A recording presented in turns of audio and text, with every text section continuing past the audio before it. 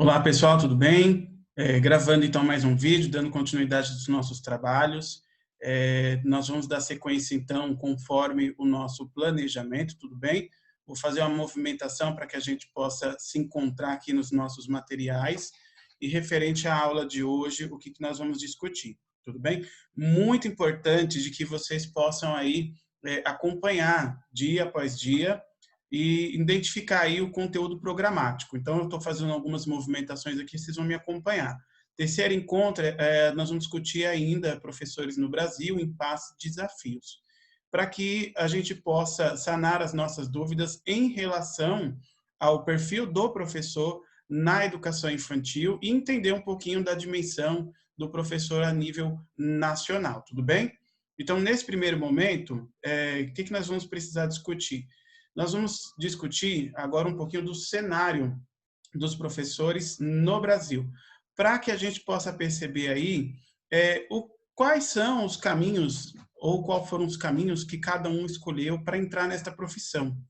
Muitas vezes a gente se depara com professores que entram em sala de aula e descobrem que não era aquilo que eles queriam, quando buscaram uma formação, concluíram o curso, pegaram o diploma e viram que não estavam se sentindo muito bem. A ideia é que a gente possa não ter só uma percepção sobre o campo de atuação. Não. Pelo contrário, nós temos que ter toda a dimensão, temos que entender o que nos motivou a se tornar professor. Por quê? É importante para que a gente possa buscar uma autorrenovação. Não é simples, não é fácil. Nós temos ainda algumas concepções antigas que falam que o professor é tio, tia, e a gente precisa quebrar isso. Nós não somos cuidadores no sentido de babá, né, baby sister, como chamam. Nós somos profissionais da educação. E Paulo Freire já havia referendado isso muito bem no seu livro Professora Sim, Tia Não. Ou seja, somos profissionais. Então, no campo do magistério aí, nós já temos a previsibilidade do campo de atuação. Nós vamos pensar aqui na porcentagem de professores que buscam a licenciatura dentro do campo e segmento de educação. Então, eu vou ser breve, porque os slides eles falam por si só, apenas para que a gente possa esclarecer essas dúvidas, né? Por exemplo, aqui, por que quero ser professor? Então, na área de pedagogia, nós temos um número expressivo de pessoas que decidiram ser pedagogo. Já sabemos que a grande maioria são mulheres que ingressam no magistério, na área de pedagogia, né? E do campo licenciado, 49%. Então, é bem expressivo esse número na área de pedagogia, tudo bem? Nós avançamos para a questão da idade e do sexo, como havia dito. E avançando um pouquinho mais à frente, nós temos a questão salarial. O professor não pode dizer que entrou de forma leviana ou desavisado, né? Ou seja, você tem que saber que você está entrando numa área que ainda temos muito a discutir em relação ao salário, ao campo de atuação, no sentido de ter recursos de materiais, e essa automotivação não é só o professor querer, é ele também receber para isso, né? Somos motivados também a partir do momento que nós temos um salário a receber, porque nós temos uma profissão. Então, nós temos aqui a perspectiva de salário do campo de atuação, até 3 salários mínimos pedagogia, outras áreas licenciadas 39, e aí nós podemos observar o avanço em relação à perspectiva de salário. Claro que o salário não é só a base, nós temos a evolução do cargo mediante o ingresso do professor dentro da área do magistério e depois a evolução funcional. Esse é outro aspecto que a gente também precisa discutir. Lembrando que nós temos aí uma perspectiva de salário nacional já regida aí pelo nosso magistério e que não pode ser inferior a R$1.000, né? Nós temos R$1.049 como base e a tendência é que o governo vá alterando isso gradativamente, tudo bem? São políticas públicas voltadas ao campo do magistério, né? Aquela pergunta básica, quando a gente faz por que você quer ser professor, nós temos também que verificar a nossa composição familiar. Muitas vezes a gente se identifica com a nossa família em nível de escolaridades. Muitos que se tornaram professores, que estão buscando essa licenciatura, são os primeiros da família a buscar. Nós temos famílias que grande parte já são professores, a mãe é professora, o pai, o irmão e assim vai, como nós também temos outras áreas. Mas, na sua grande maioria, é pela defasagem de ensino que a gente encontra na nossa própria família, né? Por exemplo, licenciado, escolaridade das mães. Como é que a gente pode pensar aqui, né? Nenhuma escolaridade, 10%, né? Ou seja, no nosso campo da família, a nossa mãe, perspectiva de ensino, não tinha nível de escolaridade. E isso nos motiva a falar, eu quero algo diferente, eu quero fazer algo diferente. Por isso que é muito importante que a gente reflita em relação a isso. Tudo bem? Eu avanço para que a gente possa acompanhar os slides e, ao mesmo tempo, interiorizar as informações. Processo de assimilação e acomodação, conforme já dizia, né, Jean Piaget. Tudo bem? É um processo dinâmico. Mas o professor, ele estuda? Qual é a perspectiva de estudo? Então, essa pesquisa aponta que o consumo cultural de quem tem licenciatura tem uma perspectiva de manuseio com o sistema cultural de livros, jornais, apreciação de filmes, cinema, acesso à internet. Tudo isso é muito importante para a nossa automotivação e a nossa atualização também.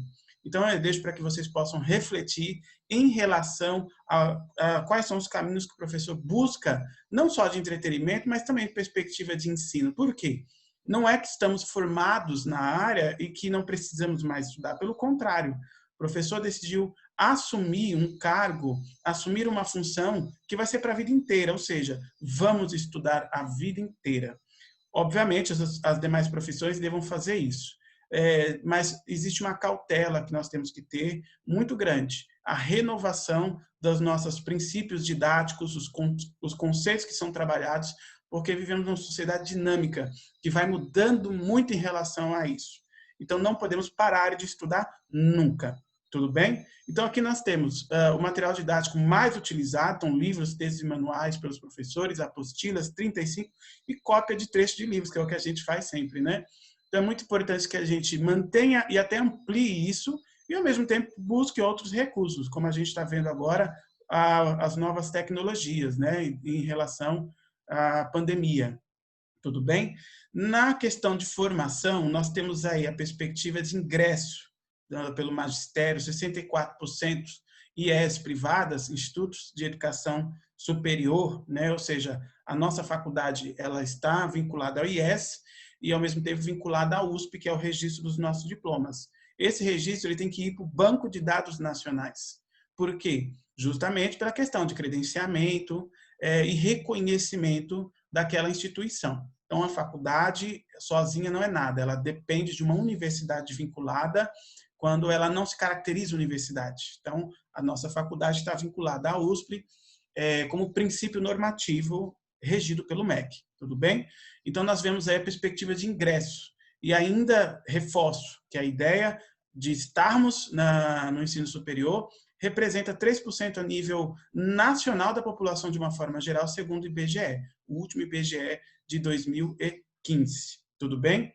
Então, nós temos uma demanda aí, crescimento de custos, de licenciatura 65% e das matrículas aí 39% de uma forma geral. Não são números interessantes pela demanda de alunos que nós temos a nível nacional, há uma escassez da área de professor, né? E a gente verifica quais são as áreas onde menos tem ingresso, onde menos tem formação, que também é onde nós temos que mais atuar.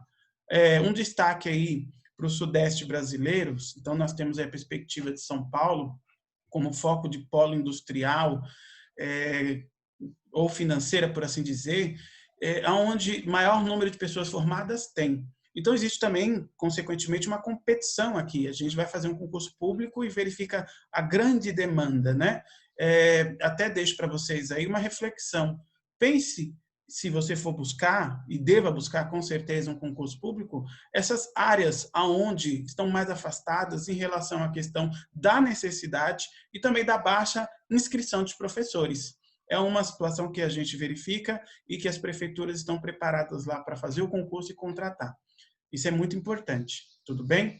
Então, nós avançamos aí para pensar um pouquinho sobre as questões de educação à distância e a perspectiva também de um novo princípio de educação.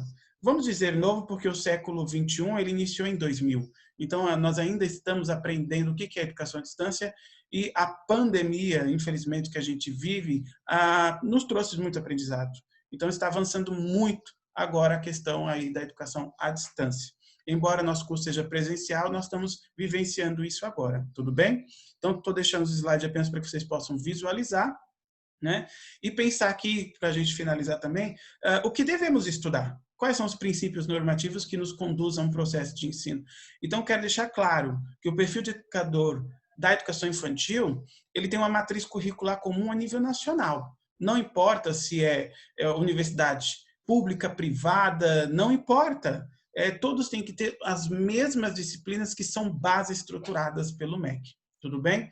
Então, quero que vocês reflitam em relação aos princípios normativos, à função docente, à matriz curricular obrigatória, porque o ingresso do perfil do professor na educação infantil é ter consciência da sua atuação, da sua perspectiva de trabalho e de saber que ali você é um profissional gabaritado, que a nível nacional você não está perdendo nada para ninguém, tendo em vista que o MEC exige que todas as universidades, faculdades têm os mesmos princípios normativos. O que altera são as perspectivas didáticas, é o professor mesmo falando com o aluno que leva esse nível de conhecimento, tudo bem? Então, quero agradecer vocês aqui por este momento e em outros momentos nós vamos conversando. Um forte abraço, pessoal, e até mais. Tchau, tchau.